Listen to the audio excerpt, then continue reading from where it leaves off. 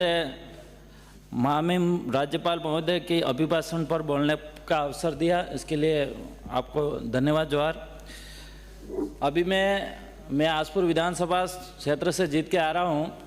इस सदन के अंदर काफ़ी सारे मैंने चर्चा सुनी, लेकिन बड़ा दुख की बात है कि यहाँ पे एक चर्चा जो अभी 3 साल से विद्यार्थियों को छात्रवृत्ति नहीं मिली है, उसको लेके मैं चर्चा करना चाहूँगा।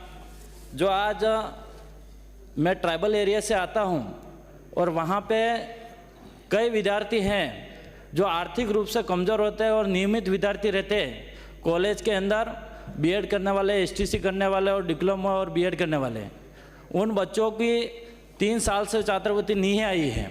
आज वो बच्चा एक छात्रवृत्ति उनका एक माध्यम है, उनका एक पेंसिल से लगा के, पेन से लगा के किराए और आर्थिक रूप से मजबूत कमजोरी होने की वजह से कहीं न कहीं वो बच्चे छात्रवृत्ति नहीं मिल पाई है। तो मैं सरकार से भी निवेदन करना चाहूँगा कि उन बच्चों की छात्रवृत्ति सही समय पे दिलाया जाए, क्योंकि सबसे ज़्यादा कई बच्चे ऐसे हैं जो एसटीसी और बीएड करने जाते हैं, ब्याज पैसे लेके उनके फीस भरी जाती है, लेकिन 3 साल से आज ब्याज भर रहे हैं और आज तक वो छात्रवृत्ति नहीं आई है। तो मैं सरकार से, डबल इंजन की सरकार से भी निवेदन करना चाहूँगा कि आप 3 साल ब्याज सहित उन बच्चों की छात्रवृत्ति देने का कष्ट करें।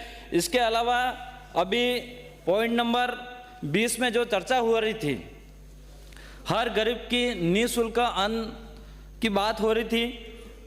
मैं कहना चाह रहा हूँ, अभी जो राजस्थान प्रदेश में अभी खाद्य सुरक्षा में कई गरीबों का नाम नहीं जुड़ा हुआ है।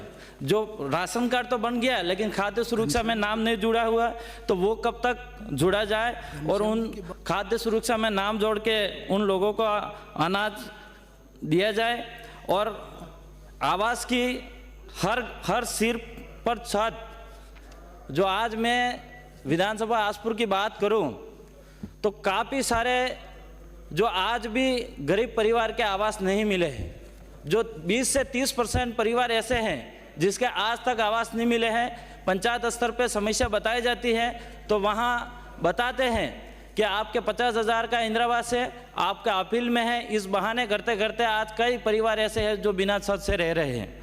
आज हर घर की नल बात कर रहे हैं। मेरे विधानसभा के अंदर जो 2 प्रकार की योजना है, 151 गांव की और एक 61 गांव की योजना। इस योजना में कई गांव ऐसे हैं जो 151 में लिए तो है, लेकिन हर घर तक नल नहीं लगे हुए अभी तक। आधा अधूरा नल लगाए गए हैं, वहाँ पे कई घर छूट गए हैं। तो मैं सरकार से भी निवेदन करना चाहूँगा कि वो एक बार जांच करके हर घर तक नल पहुँचाने का काम करे।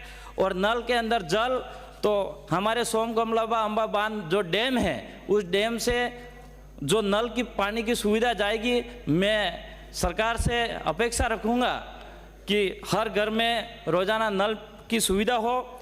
इसके अलावा हर हाथ में को काम की गारंटी, आज रोज़गार गारंटी सही तरह से लोगों के पूरे दिन नहीं हो पा रहे हैं। तो मैं चाहूँगा कि रोज़गार गारंटी के भी दिन पूरे हुए। और खेत में पानी की बात आए तो आसपुर विधानसभा के अंदर सोमकमलाबा अंबा बांध और माही डैम से जो नहरें आ रही हैं, वो नहरें आज जो खेतों तक, अंतिम खेत तक सही तरह से पानी नहीं पहुंच पा रहा है। कई नहरें ऐसे हैं जो मरम्मत करने की ज़रूरत है, लेकिन आज तक मरम्मत कई करी है तो टुकड़ों में करी है, पूरी तरह से नहीं हो पाई है। तो मैं सरकार से भी निवेदन करना चाहूँगा, वो नहरें विभाग के द्वारा मरम्मत करा के जो भी रिपोर्ट लेनी पड़े लेके उस नहरों को विधिवत रूप से किसानों को अंतिम खेत तक पानी पहुंचाने का काम करें। महिलाओं की बात करें तो आज हमारे ट्राइबल एरिया के अंदर महिला सुरक्षा की बात करें, वहाँ पे एक सबसे बड़ी समस्या यह है कि आज एक पोक्सो केस में सबसे ज़्यादा दिक्कतें हो रही है वहाँ पे। आज गरीब परिवार से जो बच्चा है, इस बच्चों को मतलब पता ही नहीं है और कहीं न कहीं आपसी संबंध किसी कारणवश हो जाते हैं और परिवार में झगड़े की वजह से पुलिस प्रशासन प्लीज एफआईआर दी समाप्त जाती है करें। और उस परिवार को फंसाने के बाद 20 साल की सजा दिलाई जाती है। उस परिवार के साथ बड़ा दुख होता है, तो उस पर भी सरकार थोड़ा ध्यान दे।